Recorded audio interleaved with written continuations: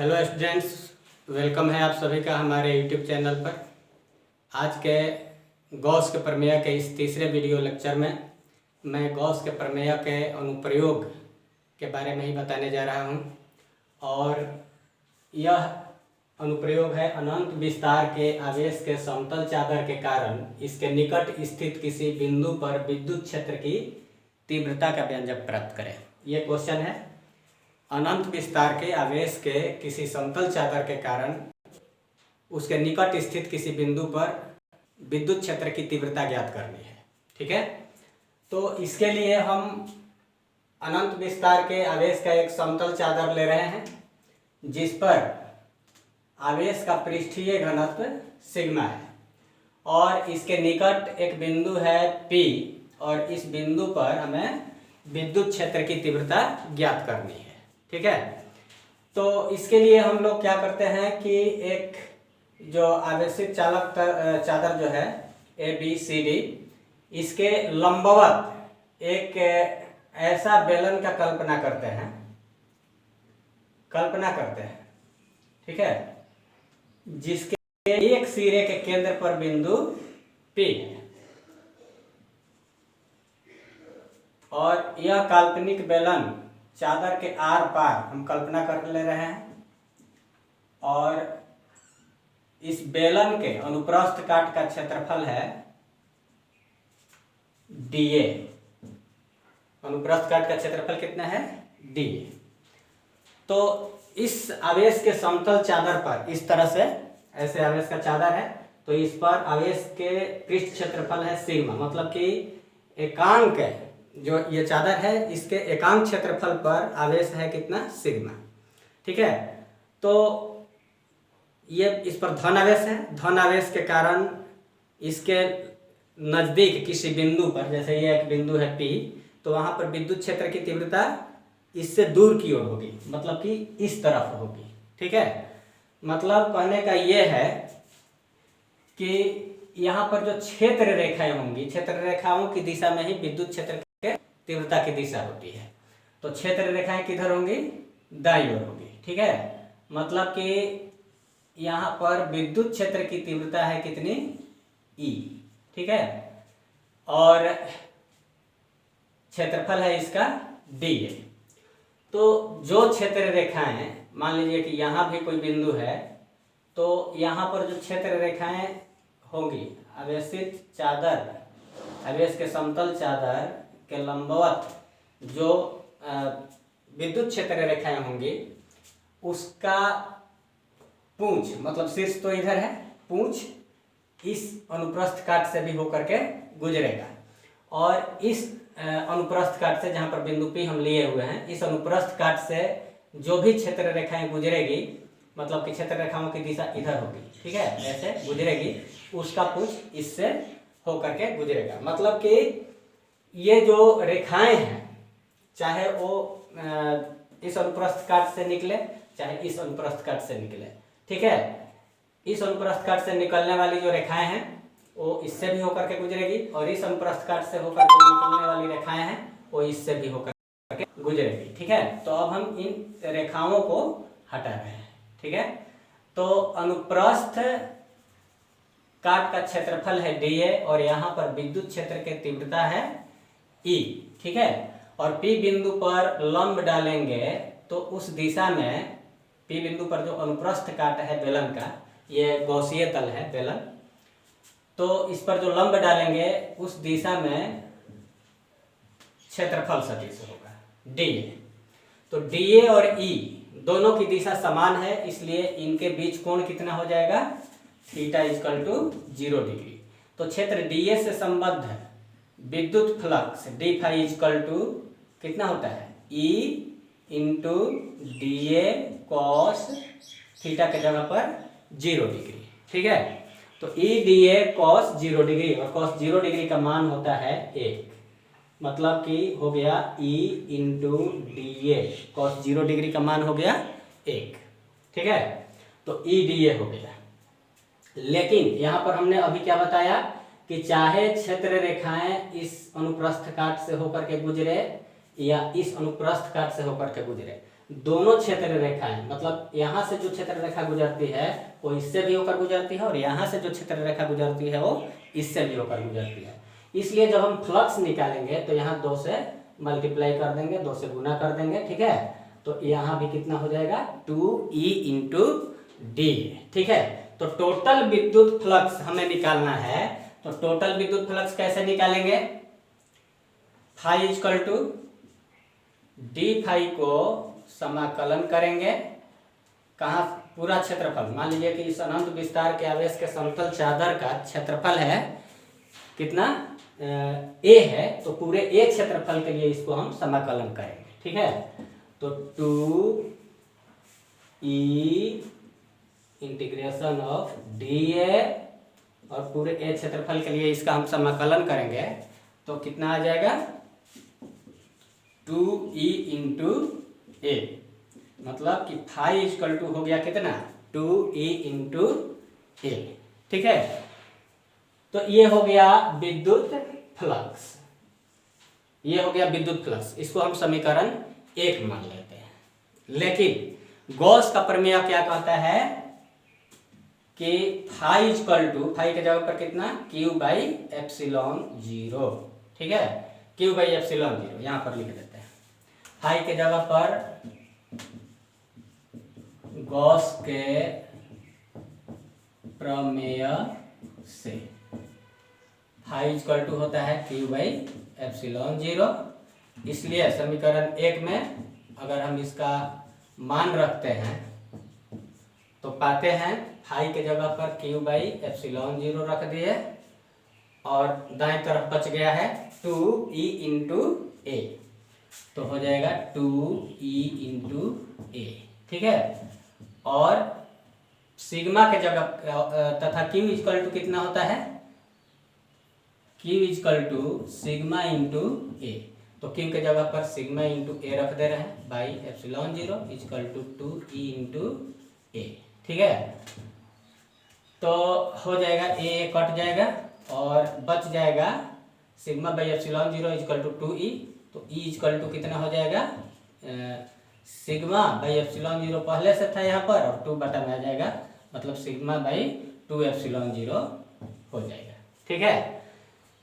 तो ये हो गया अनंत विस्तार के आवेश के समतल चादर के कारण किसी बिंदु पर विद्युत क्षेत्र की तीव्रता।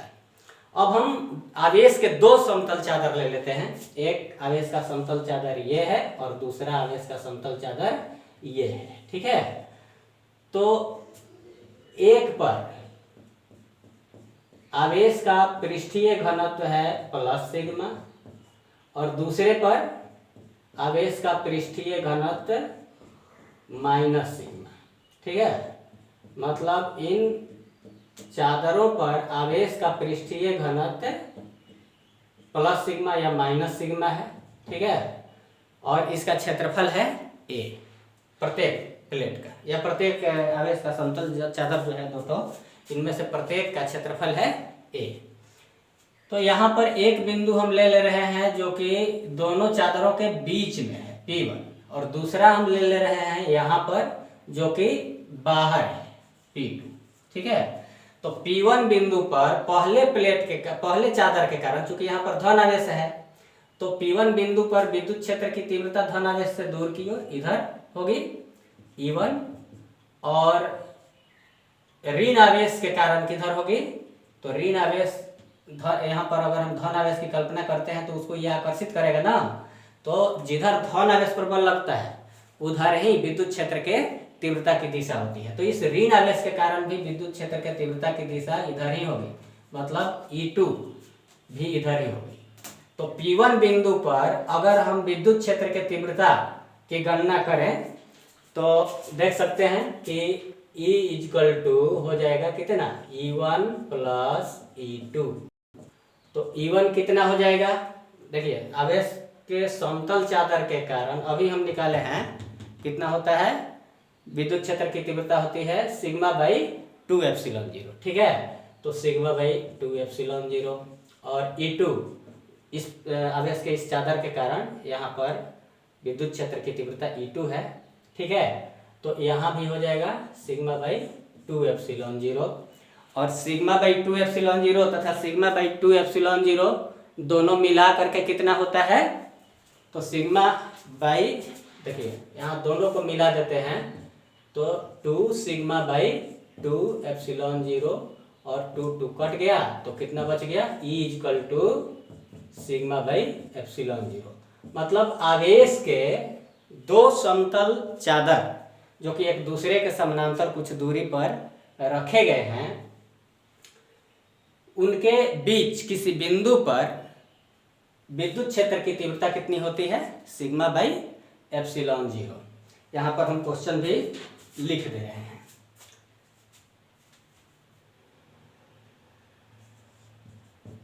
आवेश के दो समतल समानांतर, आवेश के दो समतल समानांतर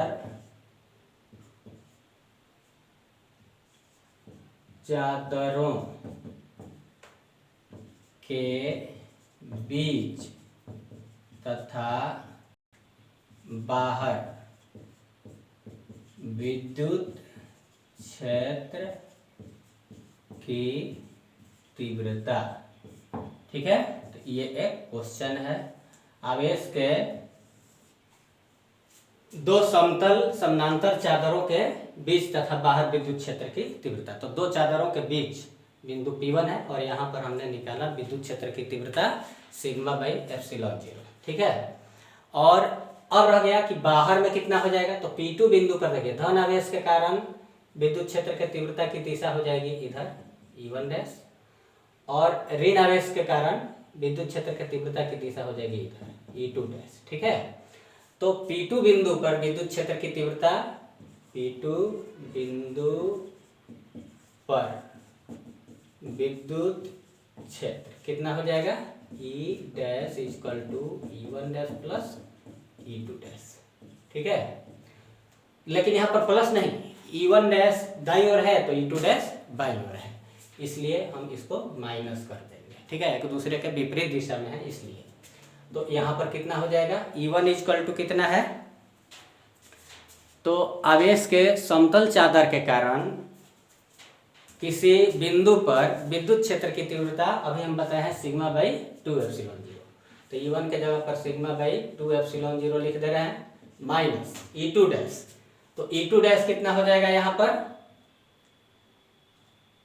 तो वही चूंकि आवेश के समतल चादर के कारण ही यहाँ पर विद्युत क्षेत्र की तीव्रता है E2, तो E2 डैश का मान भी हो जाएगा सिग्मा बाई 2 एप्सिलॉन 0 और कट करके कितना आ जाएगा 0, तो E डैश इक्वल टू 0। ठीक है, तो यहाँ पर आवेश के दो समतल समानांतर चादरों के कारण इसके बाहर स्थित बिंदु पर विद्युत क्षेत्र की तीव्रता 0 आ रही है, जबकि इसके अंदर स्थित बिंदु P1 पर विद्युत क्षेत्र की तीव्रता कितनी आ रही है, सिग्मा बाई एप्सिलॉन 0 आ रही है। ठीक है, तो ये क्वेश्चन हो गया एक ये क्वेश्चन हो गया। और अब हम लोग पढ़ेंगे आवेश के समतल चालक, मतलब कि समतल आवेशित चालक के कारण किसी बिंदु पर विद्युत क्षेत्र की तीव्रता। अब हम आज का अगला क्वेश्चन ले रहे हैं, गॉस के प्रमेय के अनुप्रयोग से संबंधित ही। वह है अनंत विस्तार के समतल आवेशित चालक के कारण इसके निकट स्थित किसी बिंदु पर विद्युत क्षेत्र की तीव्रता का व्यंजक प्राप्त करना। ठीक है, तो जैसे अभी तुरंत पहले आवेश के समतल चादर के कारण उसके निकट स्थित किसी बिंदु पर विद्युत क्षेत्र की तीव्रता का व्यंजक हम लोग प्राप्त किए हैं, ठीक उसी तरह से आवेशित समतल आवेशित चालक के कारण भी उसके निकट स्थित किसी बिंदु पर विद्युत क्षेत्र की तीव्रता ज्ञात की जाती है। तो देख सकते हैं यहाँ पर ABC एक समतल चालक है जिस पर आवेश इसके सतह पर वितरित है और आवेश का पृष्ठीय घनत्व तो कितना है, प्लस सिग्मा, अर्थात इसके एकांक क्षेत्रफल पर आवेश कितना है, तो सिग्मा है। और इसके कारण इससे कुछ दूरी पर स्थित बिंदु P पर विद्युत क्षेत्र की तीव्रता ज्ञात करनी है। ठीक है, तो मान लेते हैं कि P बिंदु पर विद्युत क्षेत्र की तीव्रता है इसके कारण E।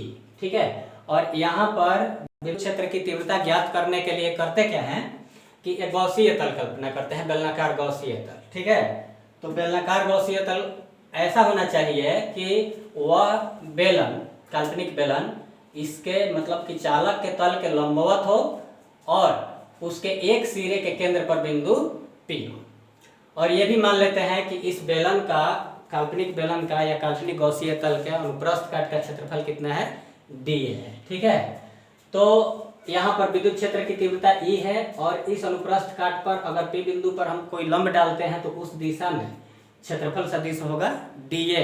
ठीक है, dA सदिश दोनों की दिशा यहाँ पर समान है, मतलब कि दोनों के बीच कोण जो है थीटा बराबर 0 डिग्री होगा। इसलिए यहाँ पर क्षेत्र dA से संबद्ध विद्युत flux d phi equal to, चूंकि यहाँ पर चालक है और ये एक ही तरफ, ये विद्युत क्षेत्र रेखाएं एक ही तरफ गुजर रही है, इसलिए यहाँ पर 2 नहीं रहेगा। ठीक है, यहाँ पर 2 नहीं रहेगा। ठीक है, तो E dA cos 0 degree equal to E dA हो गया। और पूरे क्षेत्र ABCD से संबद्ध जिसका क्षेत्रफल है कैपिटल A, उससे संबद्ध टोटल विद्युत फ्लक्स, कुल विद्युत फ्लक्स हम लोग अब मालूम करेंगे। तो देखिए यहाँ पर समाकलन करते हैं पूरे A क्षेत्रफल के लिए d फाई को, और d फाई का मान है E इंटू dA, तो E को बाहर रख रहे हैं समाकलन के।